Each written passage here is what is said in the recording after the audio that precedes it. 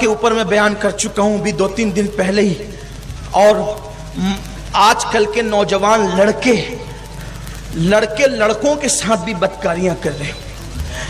یہ بہت بدترین کام ہے۔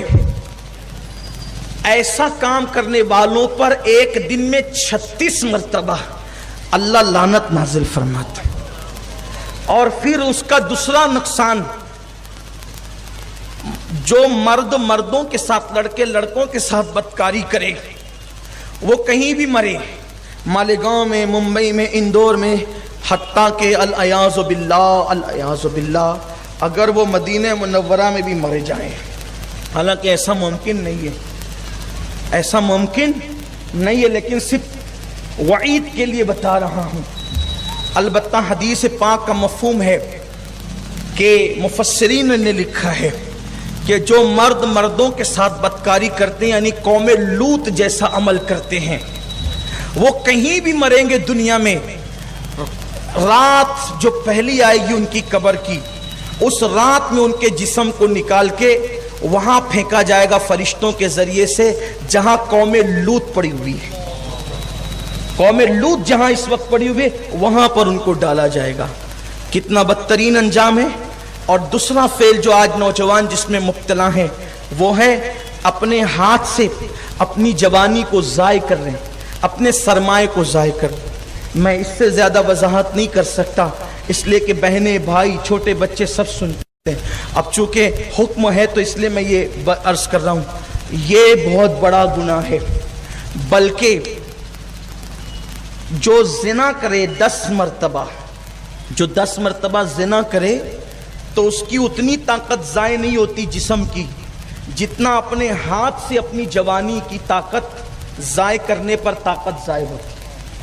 اور جو انسان چند مرتبہ یہ گناہ کرنے کا عادی ہو گیا، پھر اب اس کی طبیعت میں کبھی قرار نہیں آئے گا، اور وہ اسی رستے سے گٹر میں بہاتا رہے گا اپنی جوانی کو۔ پھر ایک دن اس پر ایسا آئے گا کہ مثال کے طور پر جب ٹانکی کا رکھا ہوا پانی ختم ہو جائے، پھر اس کے بعد مزید آپ مٹکے کو یا ٹانکی کو دھکے دیں تو اب پانی تو نہ نکلے گا، البتہ جو اس کا غبار وغیرہ ہوگا وہ اس سے باہر آئے گا۔ تو ایک مرتبہ وہ آتا ہے کہ پھر اس رستے خون جاری ہوتا ہے، پھر وہ پتا کھڑکتا ہے نا تو بھی اس سے ڈرنے لگتا ہے۔ پاگل ہو جاتے ہیں لوگ یہ کام کرتے ہوئے۔ میرے قوم کے جوانوں، ہر طرف سے شیطان تمہیں گھیر رہا ہے۔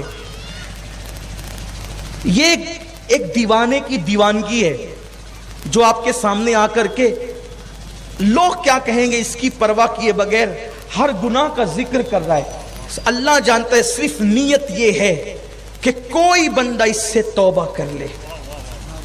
پاگل ہونے لڑکے پاگل، آنکھوں کے ارد گرد کالے کالے ہلکے پڑنے لگتے ہیں، آنکھیں سنی سنی ہو جاتی ہے، جوانی لٹ جاتی ہے، مردانگی ختم ہو جاتی ہے، سوچنے کی صلاحیت ختم ہو جاتی ہے، چہرہ پیلا پڑ جاتا ہے، حتیٰ کہ لوگوں کے درمیان بیٹھنا اس کو اچھا نہیں لگتا، چڑچڑا ہو جاتا ہے۔ بس زیادہ نہیں، چند مہینے اگر اس نے یہ فعل بد کیا کہ اپنے ہاتھوں سے اپنی جوانی کو ضائع کیا، پھر جب اس کے سامنے شادی کا ذکر ہوگا تو پھر وہ چڑ جائے گا، میں نے شادی نہیں کرنی۔ بستر میں چہرے پہ چادر ڈال کر منہ چھپا چھپا کے روئے گا، حتیٰ کہ خودکشی کرنے پر آمادہ ہو جائے گا، پھانسی لینے پہ آمادہ ہو جائے گا۔ ایسا مت کرو۔ آپ جانتے ہیں اس کا نقصان کیا ہے؟ اللہ اکبر۔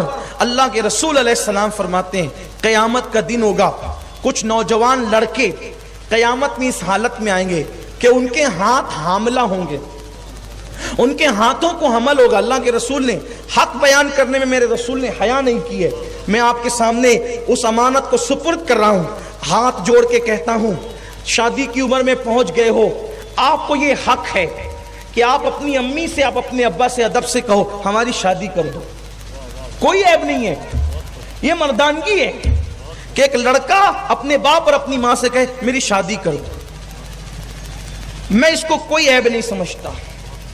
ماں باپ کے پاس ارے मुझे खिलौने की जरूरत थी तो मैं खिलौने मांगने माँ बाप के पास जाता, मुझे पैसों की जरूरत थी मैं पैसे मांगने के लिए माँ बाप के पास जाता था, ईद के कपड़ों की जरूरत थी ईद के कपड़े मांगने के लिए मैं माँ बाप के पास जाता था, मुझे नई चप्पल चाहिए थी, पेंसिल चाहिए थी, स्कूल की बुक्स चाहिए थी, मैं माँ बाप के पास जाता था। जब मैंने अपनी सारी मुरादें अपने माँ बाप से मांगा है तो अब अगर जवानी की इस हद को पहुंच गया हूं कि मुझे दुल्हन चाहिए तो फिर मैं इसमें शर्माऊं क्यों? जब मैंने बुक्स उनसे मांगी है, पेंसिल उनसे मांगी है, जिंदगी की हर खुशी उनसे मांगी है, तो मैं माँ बाप से क्या दुल्हन नहीं मांग सकता?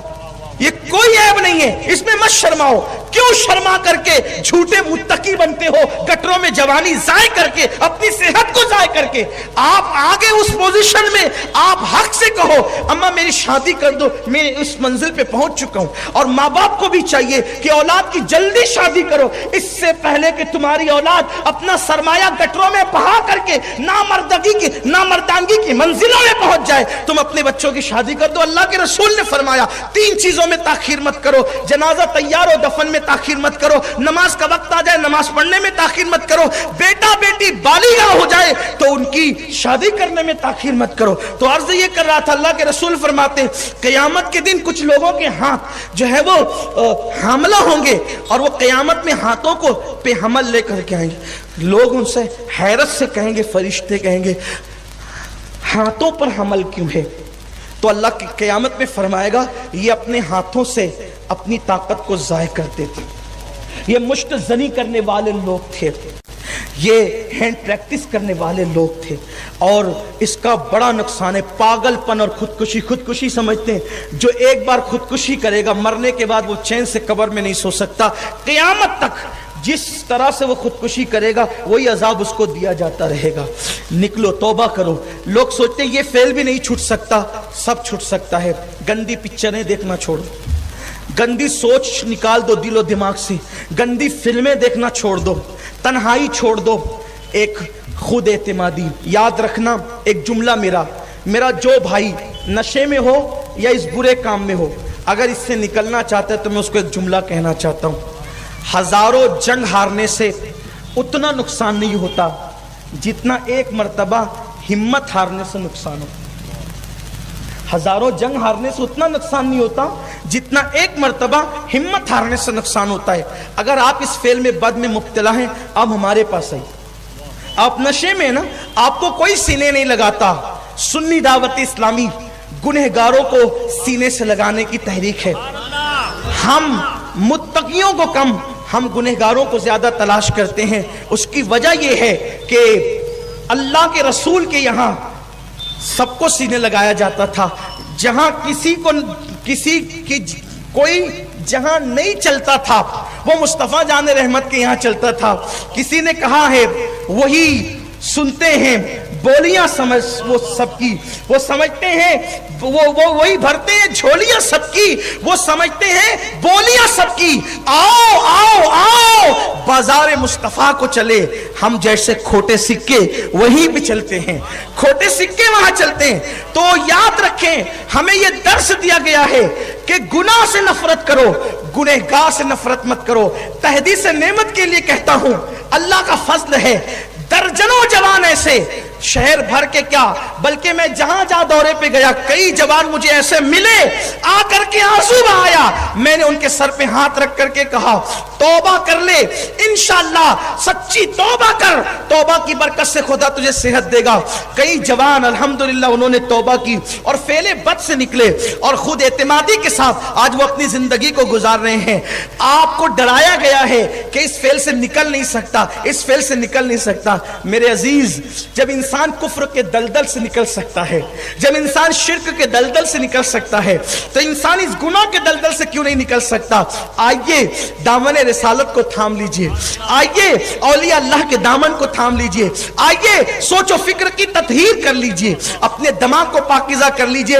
इंशाअल्लाह आप हर गुनाह से निकल सकते हैं। और याद रखना सच्ची तौबा की बरकत यह है कि जो सच्ची तौबा कर ले उसका हाथ कोई थामे न थामे میں قدرت کی رحمت اس کا ہاتھ تھام لیا کرتی ہے، اور جس کا ہاتھ قدرت تھام لیتی ہے پھر اسے کسی سہارے کی ضرورت نہیں رہ جاتی۔ آؤ اعتماد اپنے اندر پیدا کر کے سچی توبہ کرو، اللہ ضرور معاف کرے گا۔ اللہ مجھے آپ سب کو توفیق عطا فرمائے۔ دوران گفتگو اگر کوئی غلطی ہو تو اللہ معاف کرے۔ استغفر اللہ وما